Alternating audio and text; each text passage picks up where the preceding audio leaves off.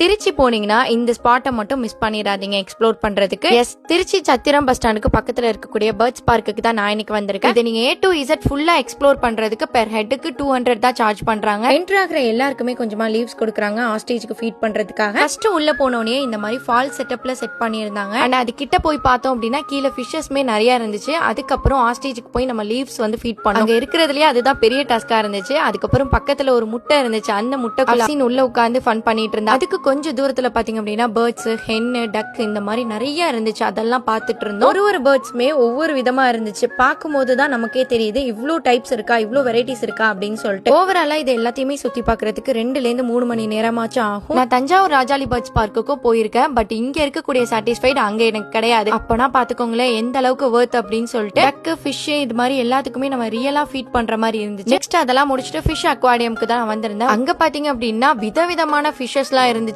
அதெல்லாம் பார்க்கும்போது ரொம்ப ரொம்ப சூப்பரா இருந்துச்சு. கலரான ஃபிஷஸ்லாம். ஸோ அதை பார்த்து முடிச்சுட்டு ஒரு பெரிய ஃபிஷ் டேங்க்ல ஒரு பெரிய மீன்கள்லாம் இருந்துச்சு. அதுக்கு தீனி போட்டுட்டு அதுக்கப்புறம் கொஞ்சமா பசி எடுத்துருச்சு. கெஃபே மாதிரி பக்கத்துலயே ஒன்று இருக்கு. அங்க போய் உட்காந்து ஏதாவது சாப்பிடலாம் அப்படின்னு சொல்லிட்டு சாப்பிட்டுட்டு அதுக்கப்புறம் எக்ஸ்ப்ளோர் பண்ண ஸ்டார்ட் பண்ணிட்டோம். எலி, பாம்பு இந்த மாதிரிலாம் நிறைய இருந்துச்சு. அந்த பாம்புலயே அத்தனை வெரைட்டி இருந்துச்சு. அதெல்லாம் பார்த்துட்டு இருந்தோம். அந்த மலைக்குள்ள அந்த பாம்பெல்லாம் எங்க இருக்குன்னே கண்டுபிடிக்க முடியல. ஒரு வழியா கண்டுபிடிச்சிட்டு அங்கேருந்து வெளியே வந்தாச்சு. இப்ப நான் சொல்லியிருக்கிற இன்ஃபர்மேஷன் எல்லாமே 50% தான். நெக்ஸ்ட் பார்ட் பாக்குறதுக்கு நம்ம ஸ்வீட்டி கிரியேஷன் பேஜை ஃபாலோ பண்ணிக்கோங்க. பாய்.